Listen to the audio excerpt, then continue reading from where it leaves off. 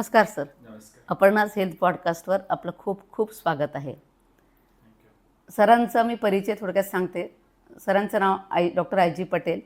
गेल्या 21 वर्षापासून ते आयुर्वेदाची प्रॅक्टिस करतात. आयुर्वेद MD आहेत सर. त्यानंतर 10 वर्षापासून ते कॅन्सरवर इम्युनोथेरपी देतात. त्याच संदर्भात आज आपण सरांशी गप्पा मारणार आहोत. सर आपल्याला आज कॅन्सरवर इम्युनोथेरपी कशी काम करते, कॅन्सर म्हणजे काय, हे सगळं सांगणार आहेत. तुमच्या सगळ्या प्रश्नांची उत्तरं आजच्या या पॉडकास्टमधून मिळतील असं मला वाटतं.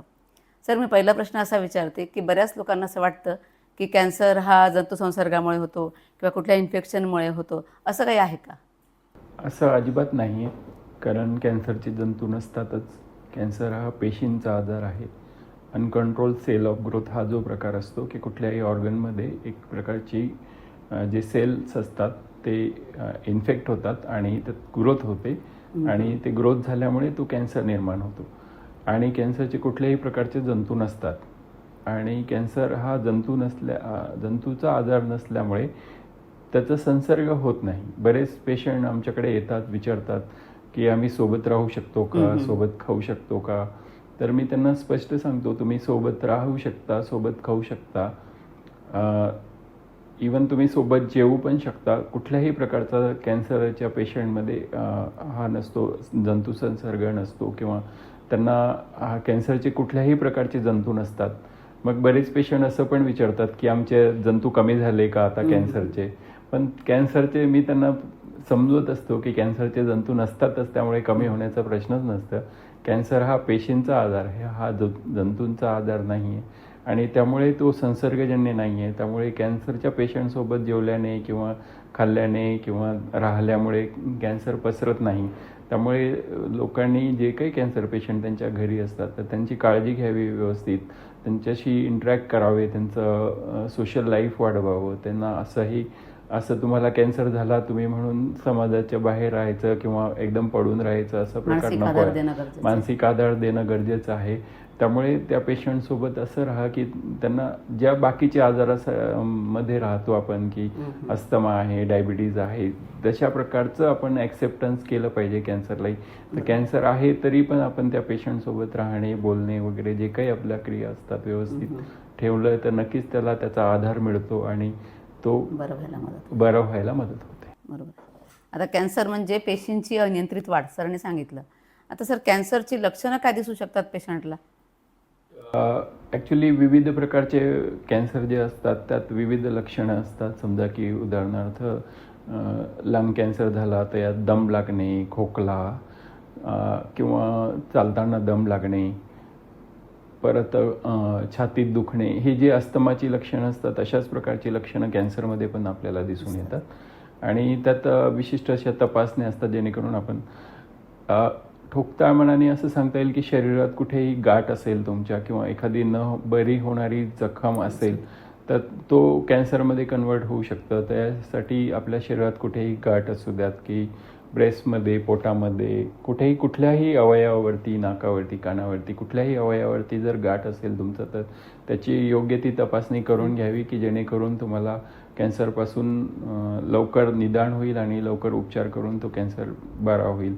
बरेच पेशंटच्या तोंडात जखमा वगैरे असतात, ते निग्लेक्ट करतात की बरेच वर्ष तर दुर्लक्ष करतात त्याला की त्या जखमांची सुद्धा आपण जर ती बरी होत नसेल औषधं घेऊन पण किंवा आपोआप बरी होत नसेल 1 महिना, 2 महिने, 3 महिने, तर त्याची योग्य ती तपासणी करून घेणे आवश्यक आहे. किंवा शरीराला गर्भाशयाच्या ठिकाणी तिथे पण जखमा होतात बऱ्याच पेशंटला, तर ती जखमसुद्धा व्यवस्थित जर औषधांनी बरी होत नसेल किंवा डॉक्टरांकडे जाऊन सुद्धा फायदा होत नसेल तर त्याच्या योग्य ते तपासणी करून सोनोग्राफी किंवा बायोप्सी वगैरे जे काही आपल्याला तपासण्या करता येतील तर डॉक्टरांना कन्सल्ट करून त्याची तपासणी करून त्याचं योग्य निदान जर आपण केलं तर नक्कीच त्याचा फायदा होतो आणि अर्ली स्टेजमध्ये जर कॅन्सर डिटेक्ट झाला तर नक्कीच तो पूर्णपणे बरा होऊ शकतो.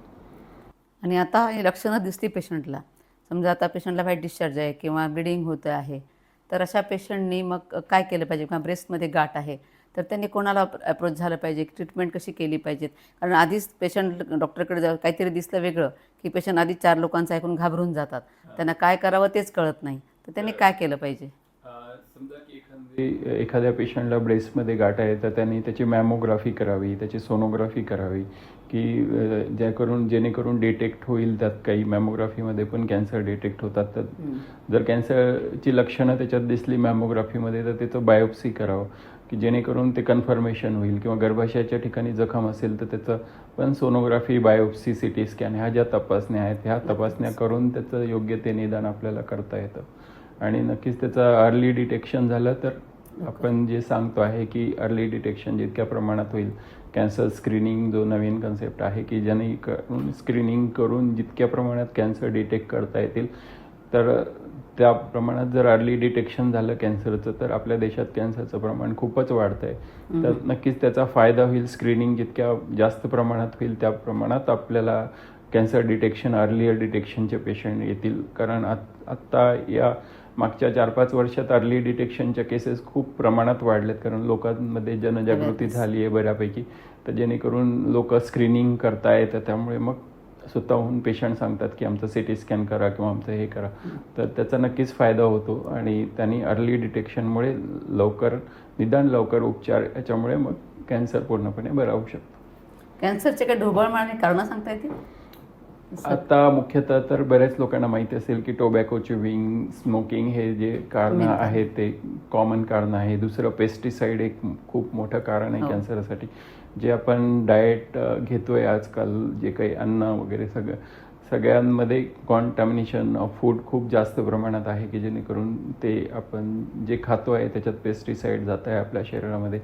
इवन पाण्यामध्ये सुद्धा पेस्टिसाइडचं प्रमाण खूप जास्त प्रमाणात होतं आहे. कारण आपल्याकडे जे इंडस्ट्रीज आहे त्याचं सुद्धा पाणी बरेच वेळा डायरेक्टली म्हणजे नदीमध्ये पाण्यामध्ये सोडतात. तर त्यावरती थोडंसं कंट्रोल आला तर नक्कीच कॅन्सरचं प्रमाण कमी होईल. जेणेकरून आपल्याला शुद्ध पाणी आणि शुद्ध फूड मिळेल की जेणेकरून आपल्याला कॅन्सरपासून दूर राहता येईल. आता कॅन्सर डिटेक्ट झाला, तो पेशंट तुमच्याकडे आला, तुम्ही इम्युनोथेरपी स्पेशल देता, ती इम्युनोथेरपी कशी काम करते याच्यावर?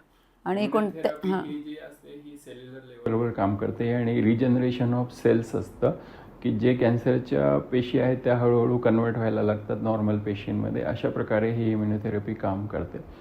तर याचा कुठल्याही कॅन्सरमध्ये याचा उपयोग करू शकतो आपण की जेणेकरून आणि आणखी दुसऱ्या जे ट्रीटमेंट असतात कॅन्सरचे, किमोथेरपी, रेडिएशन वगैरे याच्यासोबत पण आपण याला देऊ शकतो की त्याचे जे दुष्परिणाम असतात ते कमी करता येतात.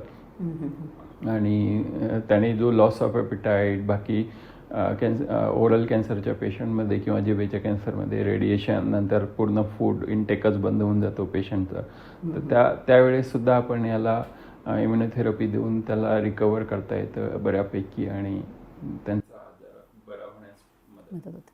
बरं, इम्युनोथेरपी ही प्रत्येक प्रकारच्या कॅन्सरला चालते का? आणि ती साधारणतः उपचार किती दिवस चालतो एका पेशंटचा? याच्यात ते पेशंट कुठल्या स्टेजला आहे, त्याला कुठले ट्रीटमेंट गेले आहे, आतापर्यंत सर्जरी झाली आहे का नाही झाली आहे काय, यावरती सगळ्या गोष्टी डिपेंड करतात की त्याला किती डोस द्यायचे, किती दिवस ट्रीटमेंट द्यायचं, याच्यावरच डिपेंड करतात. आणि त्यानुसार आम्ही त्या पेशंटला ट्रीटमेंट देतो आणि त्याचा फायदा होतो. आणि ही सगळी इम्युनोथेरपी चालू असताना पेशंटला डाएटकडे लक्ष द्यावं लागत असेल. मग त्याने डाएट कसं घ्यावं, व्यायाम त्यांनी केला तर चालतो का, आणि त्याला योगाभ्यास पण करायला चालेल का? बिलकुल. व्यायाम आणि योगा हा तर लाईफचा खूप महत्त्वाचा पार्ट आहे जो आपण बरेच वेळा मिस करतो की आपल्या धावपळीच्या कामांमध्ये वगैरे आपण या गोष्टींकडे बऱ्याच वेळा दुर्लक्ष करतो. तर योगा हा जो सब्जेक्ट आहे हे आयुर्वेदाची खूप मोठी देणगी आहे जगासाठी. आणि योगामुळे कॅन्सरला प्रतिबंध आपण बरेच प्रमाणात करू शकतो की ज्यातनी स्थौल्य वगैरे नाही राहणार. आपले जे रुटीन आहे ते पण म्हणजे व्यवस्थित राहील. आणि डाएट पण आपण फॉलो करायला पाहिजे. जो योगामध्ये डाएट वगैरे पण इन्क्लूड केलं आपण तर नक्कीच त्याचा फायदा आपल्याला होतो.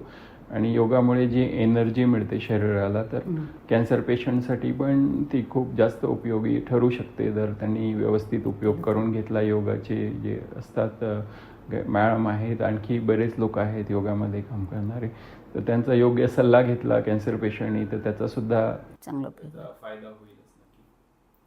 बरं, समाजामध्ये असा एक गैरसमज आहे, कॅन्सर डिटेक्ट झाला की त्यांना वाटतं आता संपलं, म्हणजे पेशंट तर घाबरतोच, घरातले नातेवाईकसुद्धा खूप घाबरतात. त्यांना वाटलं आता काहीच खरंच नाही, आपलं सगळं संपून गेलं. त्याच्याबद्दल कसा विचार करायचा? म्हणजे ज्याला कळतं की आता कॅन्सर झाला आहे, त्या कुटुंबासाठी ते कठीण काळ असतो तो. तर त्याला पॉझिटिव्ह आपल्याला कसं सांगता येईल? मी आधीच सांगितलं पहिल्या क्वेश्चनमध्येच की कॅन्सरला घाबरू नका. जे बाकीचे आजार आहे, डायबिटीज आहे, अस्थमा आहे, त्याच प्रकारे आपण कॅन्सरला जर ट्रीट केलं तर नक्कीच त्याचा फायदा होतो. आणि कॅन्सरला घाबरून चालत नाही. बरेच आम्ही रुग्ण बघतो की ते खूप जास्त घाबरून जातात. इवन ट्रीटमेंट घ्यायला सुद्धा तयार नसतात. तर अशा अवस्थेमध्ये लोक म्हणजे त्यांच्या फॅमिलीने त्यांना सपोर्ट केला पाहिजे. आणि कॅन्सरला घाबरण्याचं काहीच कारण नाही. कॅन्सर पण हा पूर्णपणे बरा होऊ शकतो. फक्त तुमचा जो अप्रोच आहे तो व्यवस्थित असायला पाहिजे की कॅन्सर रुग्णांनी मेंटली फिट असायला पाहिजे की त्याला ट्रीटमेंट घ्यायचं आहे. जर ट्रीटमेंटच नाही घेणार घाबरून तर मग आजार कसा बरा होईल? तर ज्या प्रकारे योग्य प्रकारे जर ट्रीटमेंट घेतली तर नक्कीच त्याचा फायदा होतो आणि कॅन्सर बरा होऊ शकतो. त्यामुळे कॅन्सरला अजिबात घाबरू नका. कुठल्याही स्टेजचा कॅन्सर असला तरी घाबरायचं नाही. जे काही असेल त्याला ट्रीटमेंट अवेलेबल आहेत. आजकाल खूप जास्त तपासण्यासुद्धा खूप जास्त डेव्हलप झालेल्या आहेत. त्यामुळे आपल्या जे ट्रीटमेंट देतो आहे पण त्यांनी फरक पडतो की नाही पडतो आहे, किती पडतो आहे हे सुद्धा आपल्याला डिटेक्ट करता येतं. तर नक्कीच त्याचा सुद्धा फायदा होतो की CT स्कॅन झालं, पेट स्कॅन झालं की आपण जे ट्रीटमेंट दिलं आहे त्याचा 3 महिन्यानंतर काय उपयोग झाला याचं सुद्धा आपल्याला डिटेक्शन करता येतं. तर नक्कीच त्याचा फायदा होतो पेशंटला. तर आजकाल हे सगळ्या तपासण्या, ट्रीटमेंट सगळ्या अवेलेबल असताना कॅन्सरपासून बिने हे प्रश्नच उद्भवत नाही आहे. त्यामुळे नक्कीच आपण सगळ्यांनी त्याला फेस करायला पाहिजे आणि योग्य ट्रीटमेंट घेऊन कॅन्सर पूर्णपणे बरा करूया. बरं, हे झालं कॅन्सर झाल्यानंतरचं. कॅन्सर होऊच नाही असं प्रत्येकालाच वाटतं. तर त्यासाठी काय करायचं प्रत्येकाने? तर त्याच्यासाठी तो बेसिक जो लाईफस्टाईल. तो त्याच्यावरच असतं की लाईफस्टाईल जी आपल्या असतात त्या सवयी, टोबॅको, सिगरेट, स्मोकिंग वगैरे हे जे आहे जंक फूड, फास्ट फूड सगळं. Junk food, fast food, normal जेवण जे असतं ते वरण भात भाजी पोळी जे काही असेल रुटीन आपलं जेवण असतं ते घ्या. आणि योगा करा, परत व्यायाम करा, पायी चाला. ह्या ज्या गोष्टी आहेत इम्युनिटी वाढवण्यासाठी तेवढंच ते सगळं डाएटवरती तुमचं लक्ष द्या. फ्रेश भाजीपाला वगैरे असं घ्या. तुमच्या डाएटमध्ये इन्क्लूड करा. फळ, ड्रायफ्रुट्स वगैरे, फ्रुट्स वगैरे असं इन्क्लूड करा तुमच्या डाएटमध्ये. तर याने नक्कीच तुमचं इम्युनिटी चांगलं राहील आणि नक्कीच त्याचा फायदा होईल कॅन्सरला प्रतिबंध करण्यासाठी.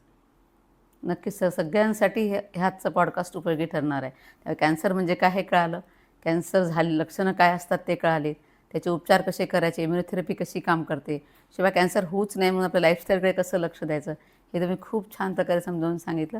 नक्कीच आमच्या दर्शकांना याचा खूप चांगला फायदा होईल. खूप खूप धन्यवाद सर.